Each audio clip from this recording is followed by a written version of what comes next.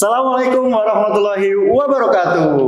Halo guys, welcome back to CIB Podcast, Communication Islamic and Broadcasting. Bersama saya, Korik Surah Gimnastiar. Kali ini kita akan berbincang-bincang bersama Mas dan Mbak yang cantik dan yang ganteng ini, yang tentunya sangat menginspirasi kita semua. Ada Mas Irfun dan Mbak Gisna. Halo Mas Irfun. Halo Mbak Gisna. Ini Mas Irfun kelihatan nggak? Kelihatan ya? Saya tidak begitu lebar ya. Oke, alhamdulillah. Oh ya guys, for your information, mereka berdua adalah bintang tamu kita pada kali ini. Mereka berdua merupakan sosok yang memiliki bakat, talenta, dan juga gayanya masing-masing tentunya berbeda. Tapi juga sangat menginspirasi bagi anak-anak muda sekalian, khususnya di Pekalongan.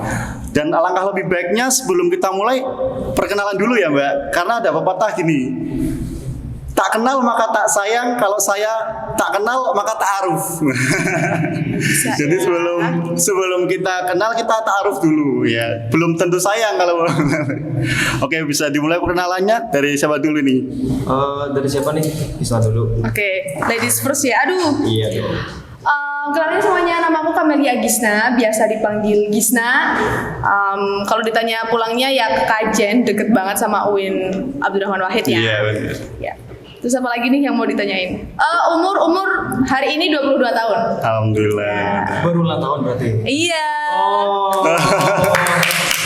Siap banget ya. Dan selamat buat Mbak Gisna telah menyelesaikan sidang skripsinya ya Mbak. Iya benar banget. Makasih barakallah semuanya. Ya, alhamdulillah. Makasih, Mbak.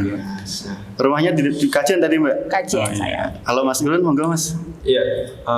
Halo teman-teman semua. Perkenalkan, saya namanya ini ya sebenarnya Irfan, tapi lebih suka dipanggil Irfun aja sih karena dari dulu sering dipanggilnya Irfun. Ya. Oh iya. Nah, sekarang saya sedang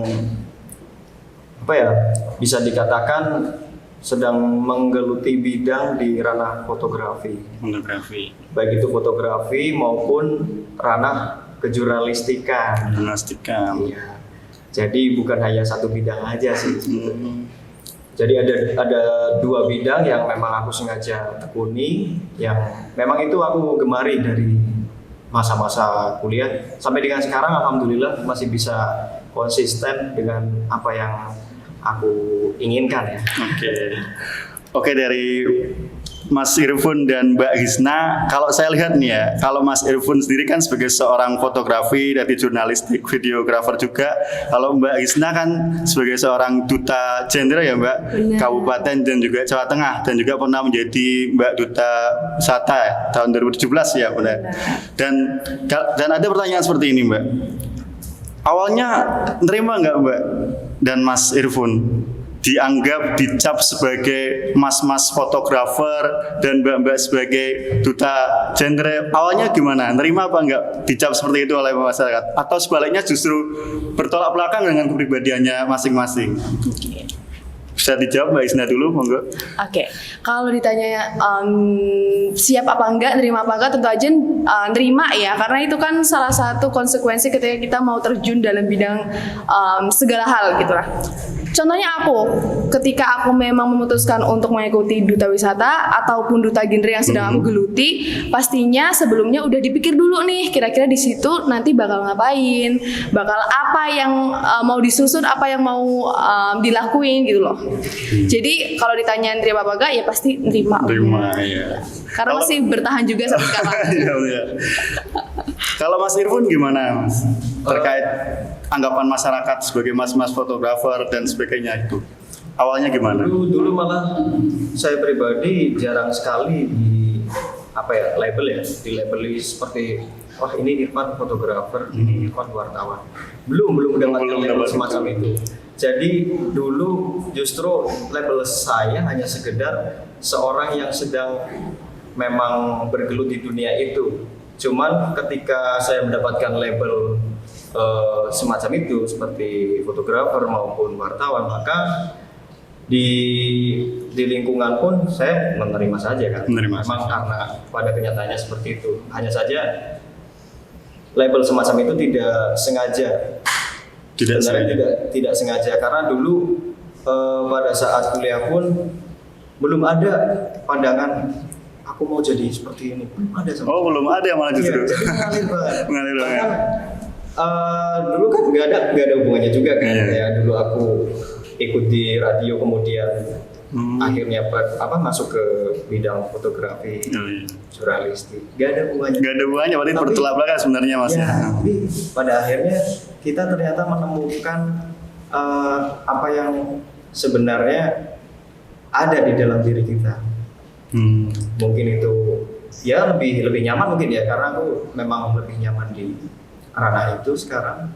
Oke Mas, dan sekarang gini, kalau tadi Mas dan Mbak itu menerima sebagai anggapan masyarakat tersebut, Mbak dan Mas ini sadar nggak kalau itu merupakan bagian daripada personal branding? Sadar nggak sebenarnya? Sadar banget lah. Alasannya kenapa Mbak? Ya karena memang ketika mau menggeluti sesuatu itu berarti kan di situ ada passion ya. Dan memang sebenarnya personal branding itu kan adalah sesuatu yang kita tunjukkan ke banyak orang ya kan, supaya nantinya bisa membentuk yang namanya perspektif seseorang terhadap diri kita gitu kan. Nah, kebetulan kalau aku melewati duta Mas, jadi kayak ajang-ajang pemilihan gitu. Jadi memang sudah terstempel jelas, oh duta genre nih Kabupaten Pekalongan.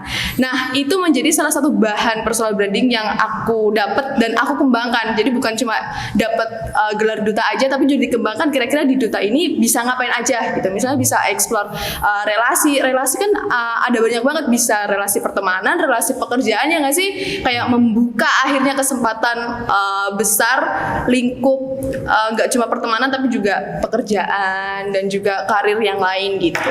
Oke, kalau Mas Irfan sendiri gimana? Sadar nggak kalau itu merupakan suatu personal branding buat Mas Irfan sendiri? Dulu sebelum saya memutuskan itu sebagai personal branding, enggak. Karena pada saat itu saya sedang berada di tahap pencarian. Bisa dikatakan seperti itu.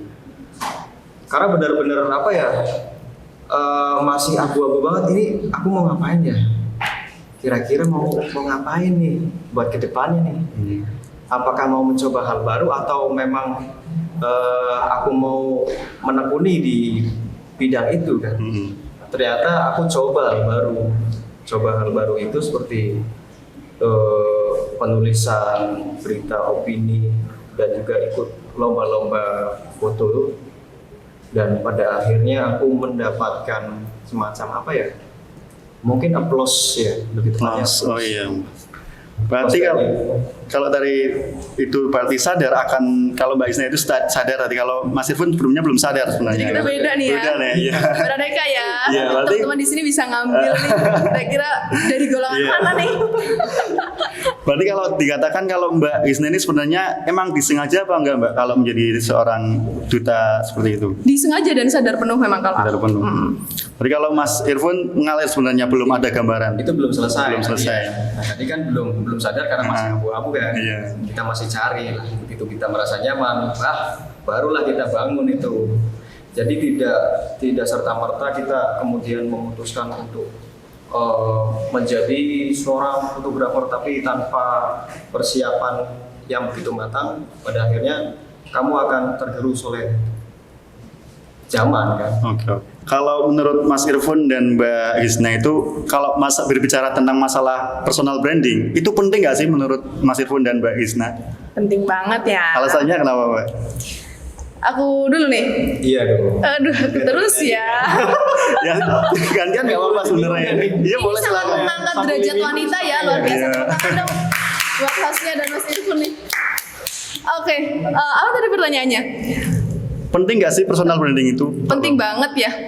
Personal branding itu kaitannya dengan adanya kita mendapatkan kepercayaan oleh banyak orang, yang akhirnya kepercayaan tersebut membuka banyak kesempatan untuk kita gitu. Untuk apa? Untuk bisa improvement, untuk bisa achieve something, atau mungkin untuk bisa upgrade diri. gitu.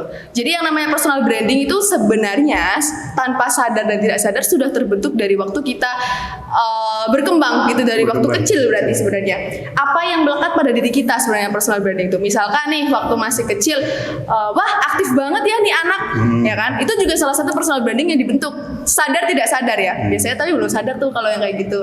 Nah, contoh lain dari personal branding yang tanpa disadari terbentuk itu adalah ketika kita ngumpul bareng teman-teman. Misal nih kita dicap sebagai anak yang seru gitu ya, anak yang ngobrolnya tuh nyambung banget gitu kan.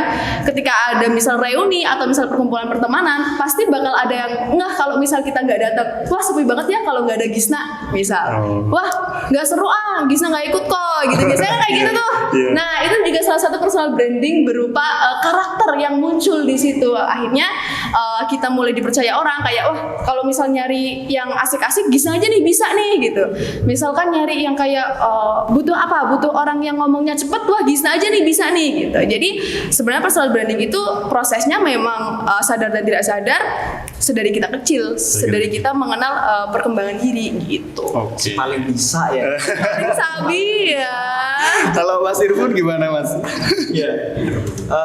Kalau penting nggak penting sih memang sebenarnya memang harus dilakukan ya. Karena Kenapa salahnya Mas? karena itu sebagai cara kita supaya sebelum kita ketemu sama orang otomatis kan udah tahu nih, wah bener yang dikatakan Gisna. Karena label semacam itu akan terbentuk pada saat kita dengan secara sengaja melakukannya. Sengaja berarti ini. Iya sengaja kalau Iya. kalau kamu bikin Iya. kan pada akhirnya juga sengaja. Iya. Pada akhirnya juga sengaja. Oke. Tadi berbicara tentang personal branding nih. Kita kupas satu-satu nih Mbak. Dari mulai Mbak Isna dulu ya. Mbak Isna itu mulai tertarik ke dunia menjadi seorang duta genre itu awalnya kapan Mbak? Mulai kapan?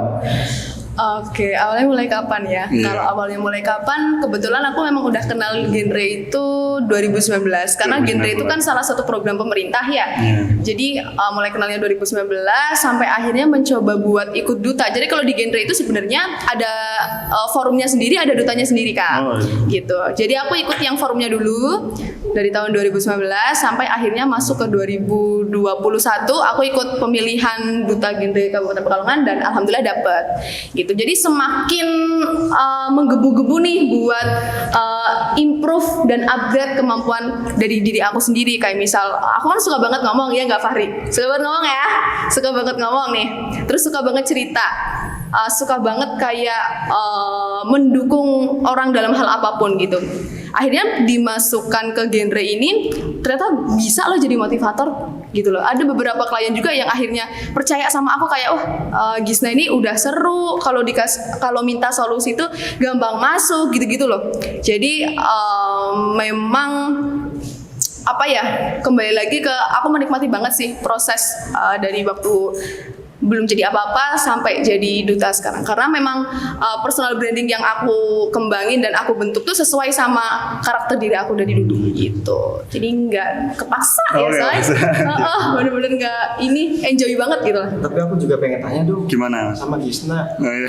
Sekarang nih. Gimana loh? Apa ya? Aku juga masih agak bingung. Duta wisata sama duta genre juga beda ya? Berarti? Beda banget. Kalau misalkan genre itu ngapain sih berarti? Oke, kalau genre itu kan dia sebenarnya, tahu dulu nggak genre singkatannya apa? Genre. Taunya gender. Gender. Generasi remaja bukan ya? Iya. Oh, bener. Pasti. Oh, bener ya? Nggak salah. Lucu ya bapak ini ya. Kurang tepat sebenarnya. Oh, Dia memang sasarannya memang remaja sih, cuma Remaja. genre itu lebih ke generasi berencana. Oh, bukan. Jadi tujuannya adalah remaja itu harus merencanakan masa depan dia supaya dia sukses, cita-citanya dapat, tapi juga fokusnya bukan cuma ke cita-cita aja, bukan cuma ke karir, tapi juga ke persiapan berkeluarga gitu kalau gitu. Jadi segala macam rencana mulai dari remaja yang belum nikah sampai nikah tuh harus direncanakan. Terus dinyarain berarti. Benar. Kalau misal duta wisata kan kayak lebih ke pageant banget ya kan, kayak cantik banget Oh, gitu iya. kan. Cantik tutur katanya, cantik rupanya, terus cantik relasinya gitu kan. Kalau misal genre itu lebih ke kayak teori kesejahteraan kali ya kalau kita bilangnya, kependudukan gitu. Kalau Mas Irfan sendiri, mulai dari kapan Mas tertarik dengan dunia fotografer? Aku berarti masuk ke semester 5. 5. Pas waktu kuliah dulu. Mulai suka ya. Tapi kemudian pada saat lulus pun aku sebisa mungkin punya mimpi supaya bisa lah aku dapat kerja yang memang sebidang ini. Ternyata wah masih diberikan kesempatan sama Tuhan ya. Oh, Alhamdulillah masih bisa mainin kamera, masih juga diberikan kesempatan untuk nulis beberapa laporan berita.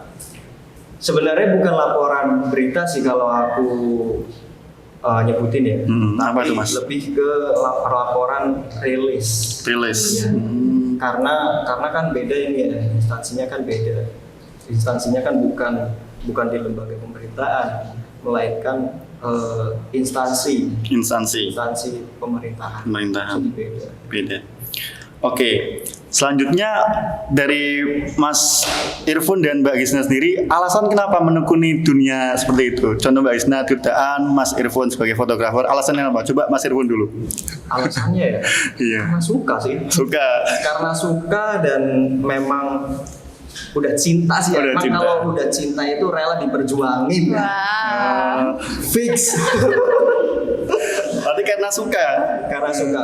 Pertama harus karena suka dan nggak ada paksaan. Nggak ada orang paksaan. lain. Jadi pure dari diri sendiri. Iya.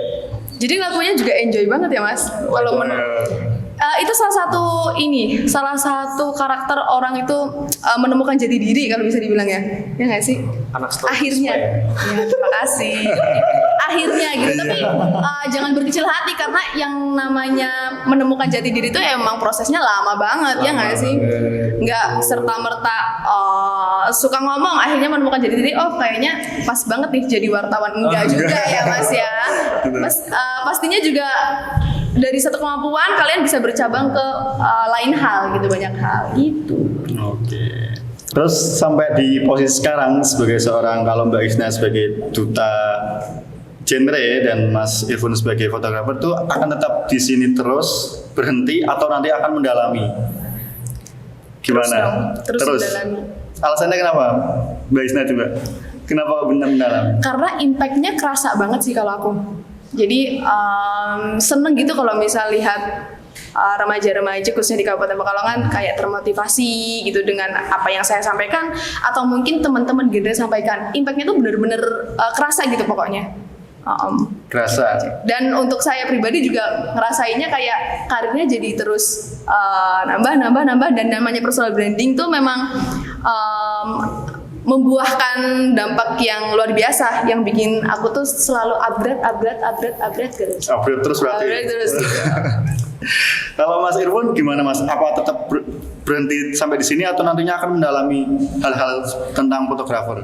Supaya menjadi seorang profesional memang kita harus mau nggak mau terus belajar dong. Terus belajar. Benar. Harus terus belajar. Karena kalau misal kita stuck aja gitu, udahlah hasilnya ya monoton. Mau nggak mau ya kita juga harus kalau mau mendalami, menekuni, memang harus mau nggak mau belajar. Terus belajar Dengan semua kalangan. dengan semua kalangan. Iya. Karena kita nggak mandang umur loh ya, terutama ya. Iya. Bahkan teman-teman semua di sini pun saya yakin lebih profesional lah ya.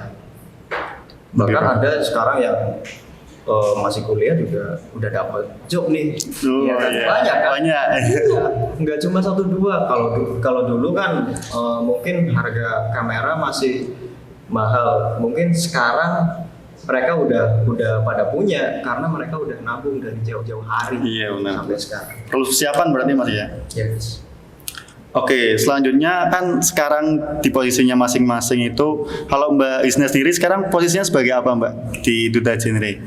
Alhamdulillah masih tetap jadi duta genre Kabupaten Pekalongan tahun 2021. Walaupun ini udah ganti tahun ya, Wak, 2022. Tapi masih stay alhamdulillah dengan adanya berkah lain juga di Jawa Tengah kemarin dapat berbakat. Jadi itu menambah adanya perluasan karir ya, kayak pengembangan karir gitu di bidang nyanyi. Kebetulan aku hobi nyanyi juga. Jadi di dalam kompetisi ajang pemilihan duta seperti ini tuh hobiku juga tersalurkan gitu loh. Gitu. Jadi nggak cuma kesukaan aku ngomong dan lain sebagainya, tapi juga hobi yang dilakukan di waktu luang tuh bisa tersalurkan juga, itu berkembang dua-duanya. Nyanyi juga tersalurkan, Bu. Alhamdulillah.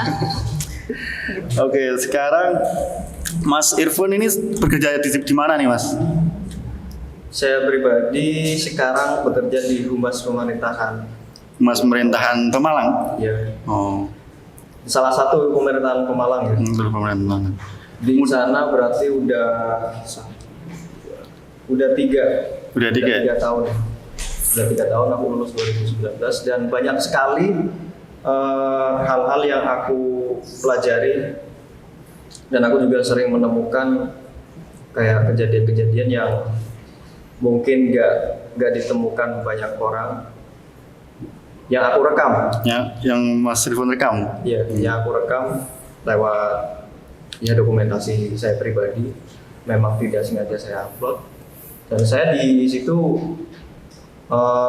membuat satu buah album di mana itu terdapat beberapa foto-foto saya, foto hasil saya, foto hasilnya, bukan foto, oh iya, foto hasilnya, maaf, foto hasil dari Mas Irfan. Iya, yeah. Kemudian saya narasikan, memang menjadi kayak semacam apa ya, kebanggaan sendiri sih, meskipun nggak saya upload ya, karena saya memang tipikal orang yang kadang saya suka ngerasa, aduh hasilnya kayaknya kurang nih kalau misalkan upload.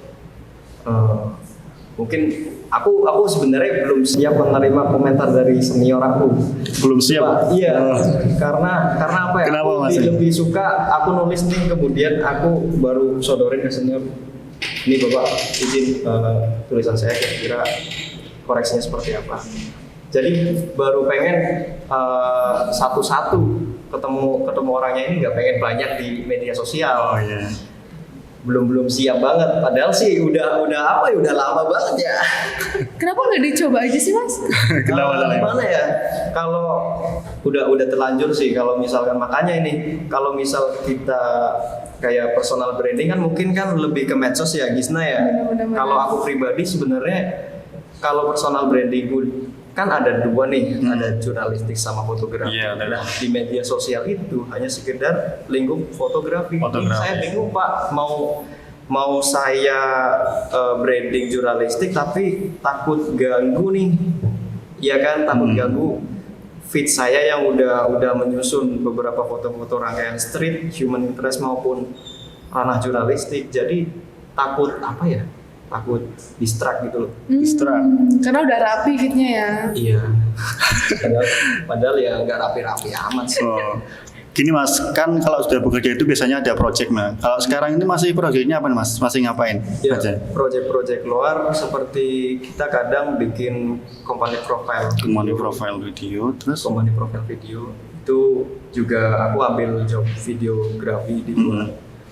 Kemudian ada beberapa foto produk makanan dan minuman sih.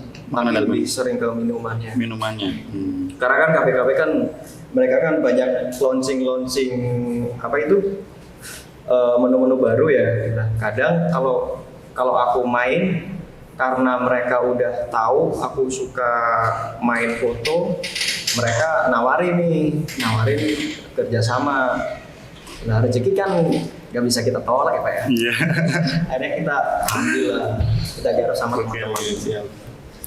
Kalau Mbak Gisna sendiri kan sebagai duta genre, kemudian apa sih yang menjadikan output dari duta genre itu? Apa yang dihasilkan dari duta genre itu bagi masyarakat khususnya? Oke, kalau teman-teman ngikutin akun sosial media aku, Iya. sebenarnya sejak jadi duta memang banyak banget hal yang aku share di situ, kayak informasi keremajaan, misal kesehatan, ya dari bentuk apapun, kesehatan, relationship, terus mental juga, seksualitas juga, gender juga.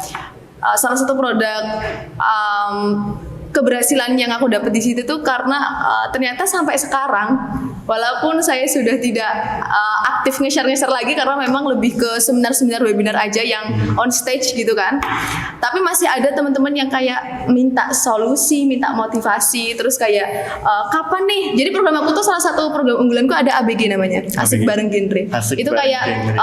acara yang live Instagram, dan aku di situ menghadirkan beberapa teman aku yang selama ini menjadi support belakang layar gitu, ibaratnya kayak motivasi aku juga gitu, ide motivasi aku juga muncul dari mereka banyak. Aku tampilin di situ, kita ngobrol bareng, dan itu aku buka buat umum juga, jadi bukan cuma teman-teman Instagram aku aja, karena kan di Instagram ya kalau misal live langsung kan berarti semua bisa masuk. Semua bisa masuk. Nah sampai sekarang walaupun udah nggak aktif tapi masih banyak yang nanyain, dan itu sangat kepuasan tersendiri buat aku gitu loh Kak. Gitu. Artinya berarti program aku nih ditanggepin oleh masyarakat khususnya remaja ya, karena pada saat itu kan memang sasaranku remaja, berhasil, banyak yang nonton gitu.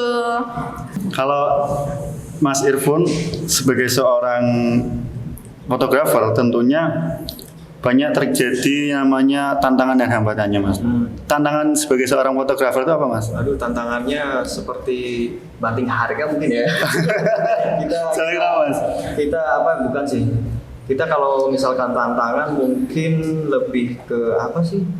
Sekarang kan karena banyak orang-orang yang udah punya kamera, mungkin saingan kita juga makin banyak kan, otomatis. Entah itu dari kalangan muda sampai senior juga, iya kan? Jadi kita sebenarnya kalau bicara tantangan mau gak mau, kita ya memang harus adaptasi kayak wah gila ya sekarang ya, anak-anak zaman sekarang udah berani nih ambil proyek-proyekan foto dan video, berarti makin banyak juga nih saingan kita kan. Otomatis mau gak mau, aduh ya udah deh kita terima kan. Kita terima. Tapi alhamdulillahnya Pak, kita ada komunitas. Jadi komunitas itu sebagai wadah mereka yang memang menggeluti di bidang foto. Jadi kalau misal ada satu proyekan besar nih, itu bisa langsung masuk ke komunitas. Itu akan rata nih, akan rata dapat semua jatahnya nanti. Kadang komunitas itu juga dapat proyek seperti ya foto-foto acara yang seremonial. Seringnya sih band ya. Kalau misalkan band itu kan butuh banyak petugas dokumentasi. Iya betul. Jadi itu juga udah salah satu hal yang menguntungkan kita. Oke, kalau Mbak Gisna sendiri tantangan menjadi seorang duta genre itu apa Mbak? Yang dihadapi sekarang banyak apa Mbak? Banyak lumayan. Apalagi kalau hadapan langsung gitu ya. Kadang ada beberapa program yang memang harus menghadirkan secara langsung, kita bareng sama audiens gitu kan. Tantangannya adalah sebenarnya ke bahasa sih. Bagaimana menyampaikan sebuah teori yang formal banget atau mungkin paten banget kepada remaja, itu kan kayak perlu putar otak nggak sih? Kayak remaja sekarang kan lebih bahasanya tuh lebih apa ya, lebih santai, lebih mudah dipahami kayak bahasa sehari-hari atau apa. Nah kalau misal kita tuh ketemu sama audiensnya remaja, tapi di sana ada kayak orang dinas atau mungkin orang-orang yang memang perangkat pemerintahan gitu ya, kan pasti kita nggak bisa yang kayak nggak bisa yang kayak nggak bisa selalu nanti nggak bisa. Nah itu perlu seni di situ, kayak gimana caranya tetap enjoy, tetap bisa dilihat sama remaja itu wah ini temen nih gitu, tapi juga dilihat sama dinas tuh kayak masih semi formal gitu, jadi jatuhnya semi formal gitu. Nah yang seperti itu tuh yang kayak puter otak banget, perlu ide apa nih biar remajanya juga gampang paham gitu. Jadi dilihat dari sosok Mas Irfan dan Mbak Gisna ini sangat menginspirasi sekali. Dan untuk itu mohonlah Mas sama Mbak Isna, berikanlah sepatah atau dua kata atau motivasi buat anak-anak muda sekarang ini, khususnya di wilayah Pekalongan dan juga mahasiswa kita, yaitu mahasiswa UIN Gus Dur. Biar seperti Mbak Isna dan Mas Irfan ini gimana caranya? Contoh motivasi yang harus diberikan seperti apa? Yang ditanamkan oleh Mbak Isna dan Mas Irfan selama ini apa yang menjadi motivasi kuat bisa menjadi seperti ini itu apa? Oke, Mas Irfan. Mas Irfan silakan. Oke, aku dulu ya.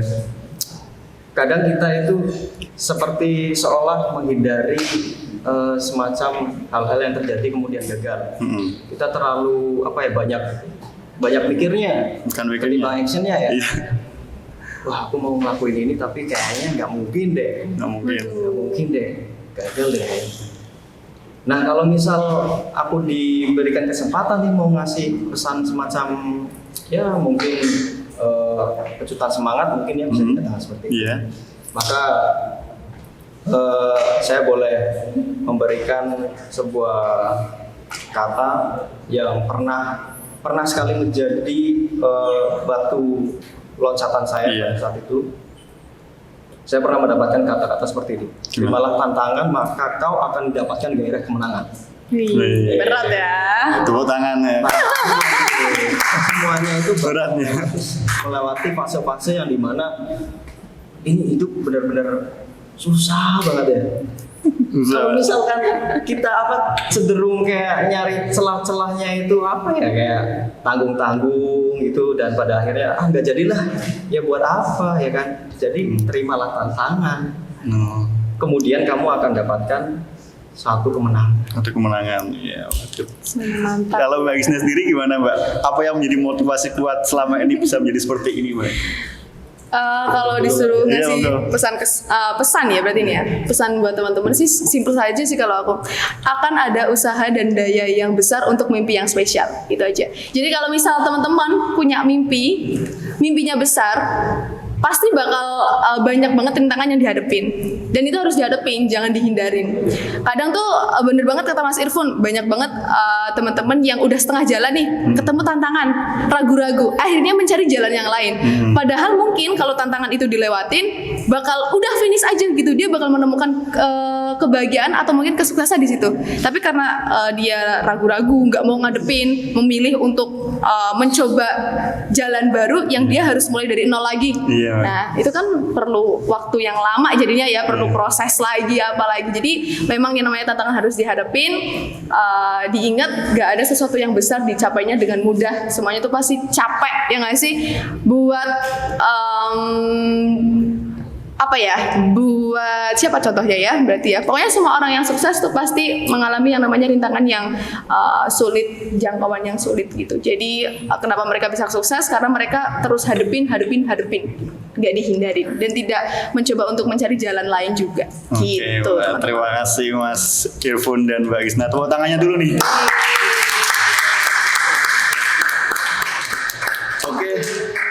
Tadi kita sudah berbincang-bincang sangat banyak sekali terkait Mbak Isna juga Mas Irfan. Banyak sekali hal yang dapat saya simpulkan sebenarnya Mbak.